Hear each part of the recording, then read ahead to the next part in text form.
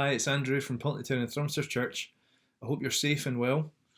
In these times of COVID-19 and the crisis surrounding it, many people ask about God and suffering. And there's lots of things we can talk about in relation to God and suffering. There are philosophical things, but probably right at the moment, in amongst all our worries and all our fears, we want to know, is God really there as we suffer and as we struggle? And so what I wanted to do is share with you the experience of someone who has been helped during a time of suffering by God. His name is Fergus Buchanan, and he is a minister from Mulgai near Glasgow. He's going to share a bit about his experience. So I hope you enjoy the video. If you'd like to hear more from the church, please subscribe to the YouTube channel or like the Facebook page. And if you can, please write an email to info@pulteneytownchurch.org.uk. That's info@pulteneytownchurch.org.uk. Thanks very much.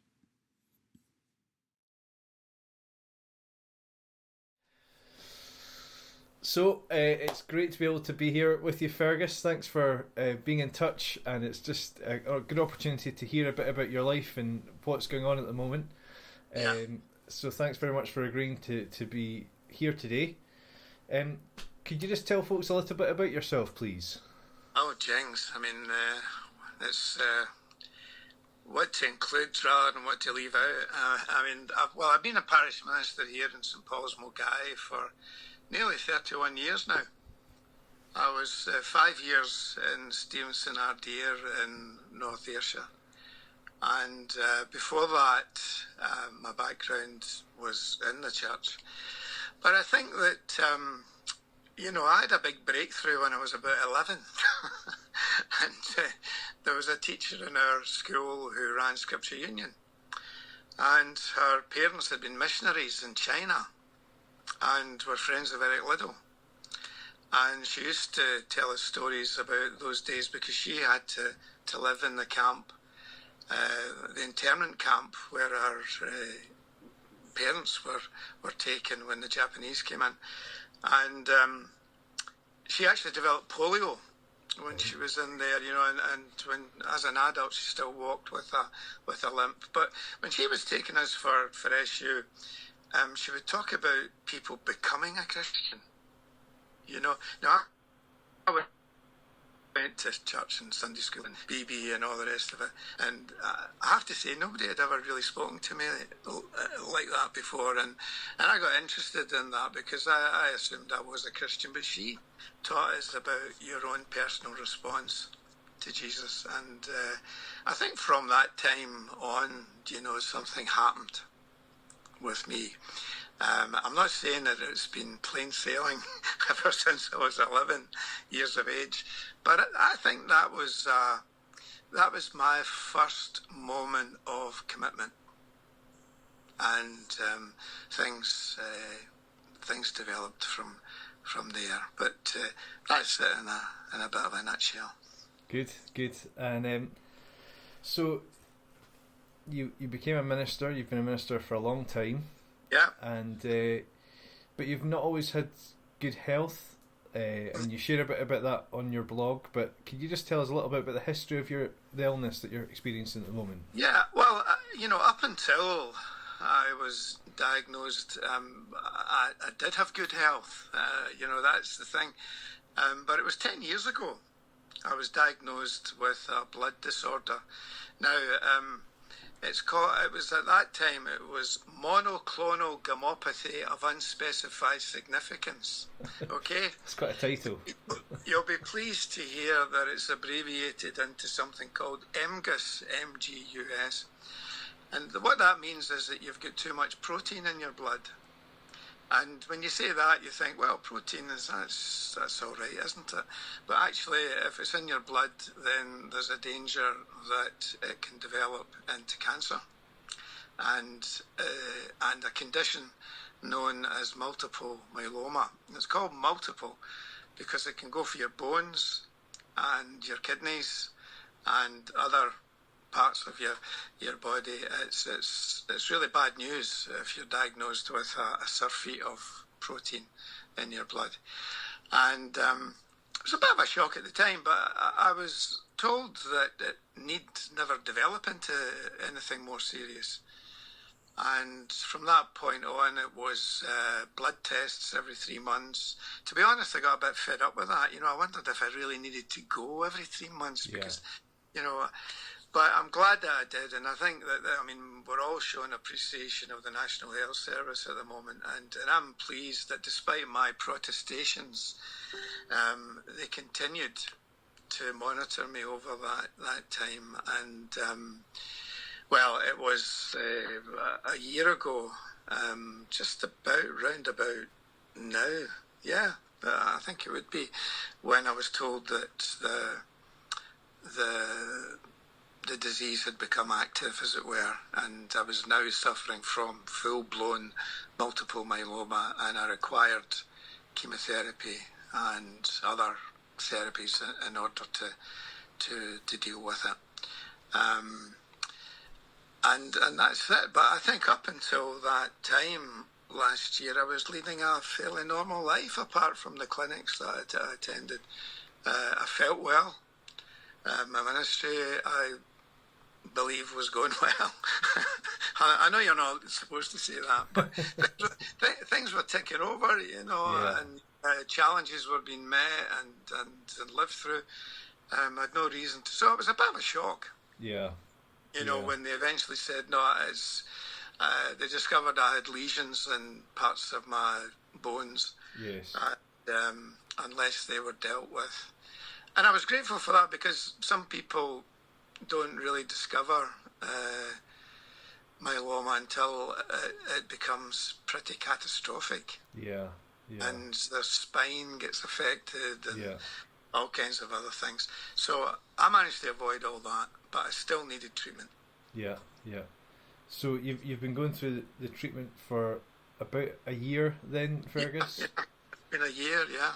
And so what is that involving?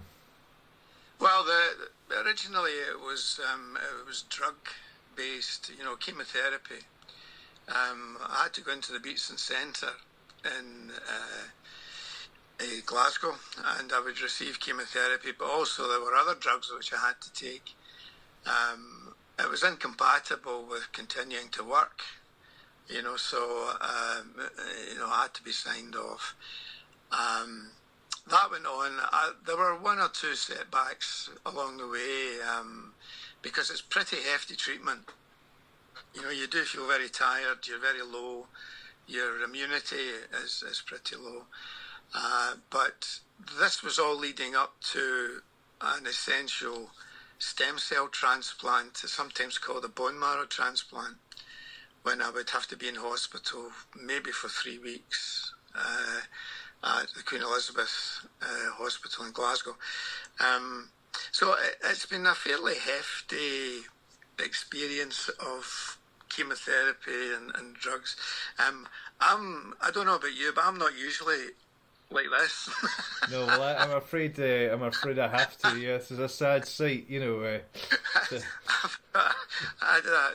normal circumstances, I've got a pretty healthy growth of hair, but since the stem cell transplant, that really goes for you. Yes. And but I'm talking about that, but that's minor. No. Compared to. So there's been obviously some big changes apart from that. Having to go through the treatment itself, you've been signed off work, being a minister for a number of years, that's no light thing. No. And one of the things you've been doing then is you've been writing a blog to share about your experiences. Yeah, I started the blog some years ago, actually, but it was only a very occasional thing, and sometimes was a bit light-hearted, shall we say, but I decided that going through the treatment, it would be good to enable my congregation. Well, I've got two congregations now, Pulteneytown as well as St Paul's, to keep them in touch with what was going on. But it would also, I think, help me to feel a wee bit more like myself, because I've always enjoyed writing in various ways, and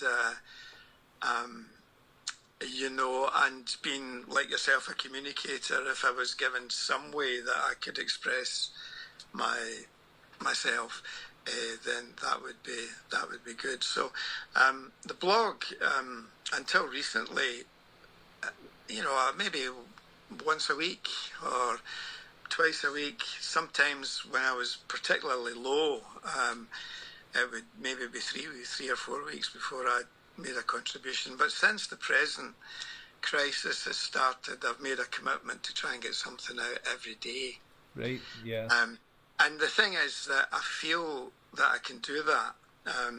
But the ironic thing about this strange time that we're going through is that I was beginning to feel stronger, physically as well as mentally, after the bone marrow transplant. And, you're sort of internally making plans about getting back, and then wallop, everybody's in isolation, and I'm still in a vulnerable group. Yes. Anybody who has had a stem cell transplant in the last 6 months is deemed to be in a vulnerable group, because really your immunity is wiped out. Yes. Even your childhood vaccinations. Right. Yeah. That's something. I've got to start all that again. Yeah. I don't think I'll get a lollipop at the end of it, but everything that I had as a kid has been wiped out in the transplant process. So I really have to be careful at the moment, and no visitors. We're getting out once a day for a walk, particularly. But no, the point being that you were asking about the blog, and I feel that physically and mentally I'm a lot more able to keep it going regularly than I was before. That's great. So, I mean, obviously you've been through this really heavy experience, and part of what you do in the blog is you're sharing not just about what you're going through personally, but how you're understanding that, how your faith helps you in that. And one of the reasons, we've never actually met before today, Fergus, but someone had recommended your blog and I'd been reading it, and I found it something that's really helped me personally, just seeing what you're going through, and your reflections are honest and they're deep, and they're sharing about your faith and about how Christ is helping you in this. And you're saying that we're now all in this strange situation of isolation, but you've been doing this for months. So I wondered, is there anything that you can, shed light for the rest of us how to cope if it's such a strange existence we've got at the moment? Yeah, that's another wee irony, really. I'm thinking about doing an online tutorial on how to cope with that. You make a lot of money doing that. Well, mates rates, No, but no, it's true, because when I was actually sent home from the stem cell unit earlier than I expected, which was great. I was only in there for 2 weeks, but the consultant, when she came round to tell me that I was going home, I remember her saying, just be careful out there because there's flu around. Yes. And little did she know, what was going to be happening. But the point being that from that point on, I've been in sort of semi-isolation. Yeah. And having to be very careful. Not going into shops. If anybody came to see me, then my wife insisted that they use hand gel and all the rest of it. Yeah. So we've been actually doing this since the turn of the year, and there's a sense in which I'm used to it. I do feel the restrictions from the point of view of relationships, because we have family, one of whom's in London, the other in Cheltenham, and he's got kids of his own. And we've got a son who's a police officer who's still staying with us. Well, he had to leave home. Oh, yeah. Because he's right in the front line of, dealing with the public and all the rest of it, and didn't want to bring things in. So at that level, I've felt the difference, and I've felt the challenge of it. But the fact, getting in my day hasn't been terribly bad, because I've always been a great reader. I like books, I like movies, and the blog it's, by the time I've read my Bible and prayed in the morning and done my blog, that takes me up to lunchtime, practically, which is great, and I've got all of that going for me. But I think that I think it's important for people to find things that satisfy them during this time, but also to try to be a wee bit creative. Mm-hmm. I can't sing. I've never learned to play a musical instrument. I can't draw or paint, do any of that stuff. The only thing I've been able to do in my in my life, the only sort of creative thing has been writing. Yeah. And so I can do that, and I think to be able, if you've got any one of these other talents that I've been speaking about, I think it must be a blessing just now, and to focus on things like that,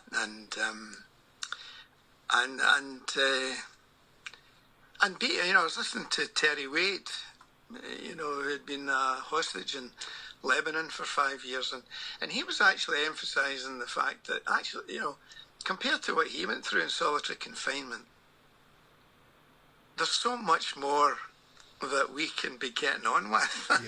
Yes. Right. And we're safe in our homes. Yeah. We've got social media. We've got stuff.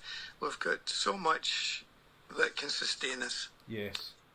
I don't want to minimise any feelings of monotony that people are experiencing just now, and I think there will come a point where people will become quite restless. Yes. And I don't want to disparage that in any way at all, but I think that my wife and I agreed that at the end of last week, both of us were feeling, for no apparent reason, but feeling a bit edgy. Yes.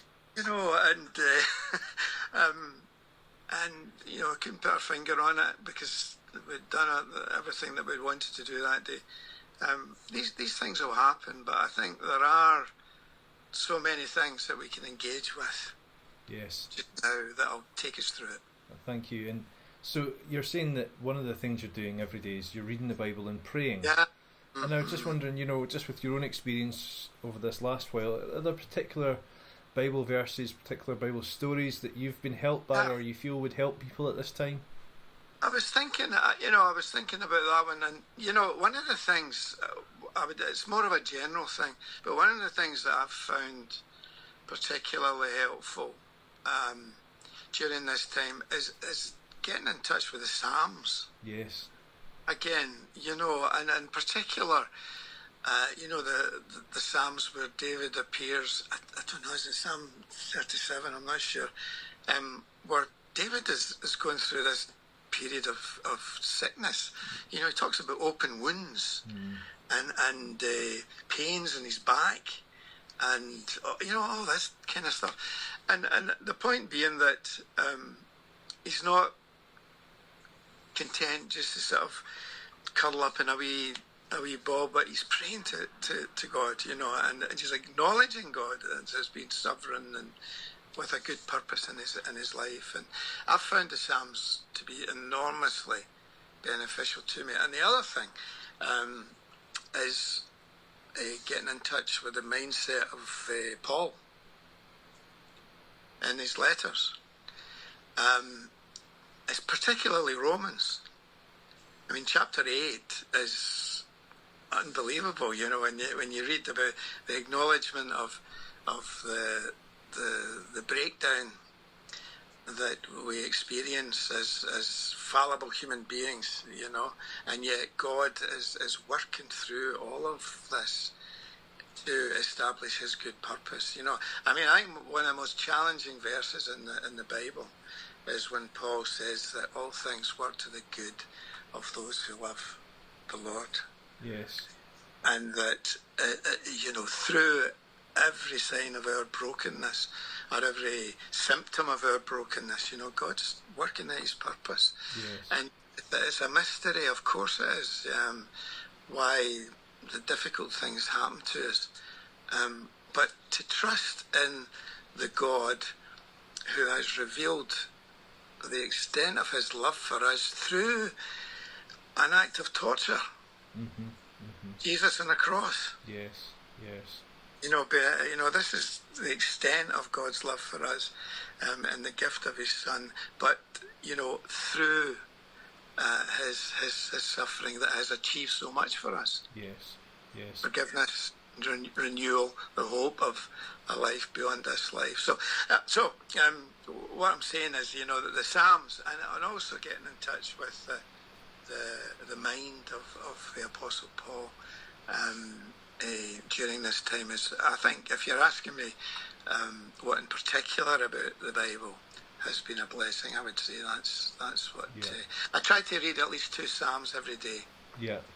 Sometimes if they're not, I shouldn't say this, but if they're not too long, I'll maybe add another one or another 2. Yeah. That's really what's been keeping me going, and I think that's reflected in the blog. I talk about the Psalms quite a lot. Yes. I've as I said, I've been really helped by your blog, Fergus. There's definitely a lot of the Psalms. You mentioned Paul quite a lot, and sometimes maybe people think Paul's a bit technical. He's a bit kind of interested in this high theology, when actually it's very real, And another a passage you quote quite a lot is from Philippians 4, and Paul talking about contentment. Could you maybe just mention something about that? Yeah. I think that's another one of these enormously challenging passages in Paul, really, where he says that he's found the secret of being content. To trust that in every circumstance, whether what is it he says, whether well fed or hungry, whether in whatever circumstances, we can depend on that strength that comes from God, and that's a big challenge. And I think what people want to know is the practicalities of that. How can we actually experience that strength? And that's where I would say, we have to use every resource that we have to stay close to God in terms of meditating on the Scriptures and in prayer. I think sometimes, we've kind of drifted away from that in the modern Church of Scotland to some extent. I see people experimenting with a lot of different kinds of what they call spirituality. And that's fine if you find something there, that's going to help you enhance your relationship with God. But, our focus on the Bible and meditation on the Bible, and looking for the voice beyond the words, I think is very important for us to actually experience our God. I had a lecturer at university, Professor Bryce. He was the lecturer in English, and when he died there was an obituary in the Herald, and this person said that Professor Bryce was an expert at getting in touch with the voice beyond the text. Now, what that meant was getting to the heart of the poem or the novel or whatever it was, getting in touch with the author. Yes. And if you can talk about that in terms of Oliver Twist or a poem or something like that, how much more can we talk about that in terms of the Scriptures? Yes. Inspired by God, and to experience more of Him than to meditate on His Word. So, in order to feel that strength that can give you contentment, that to me it would be the practical step. Yeah. Engage with the voice beneath the text. Great.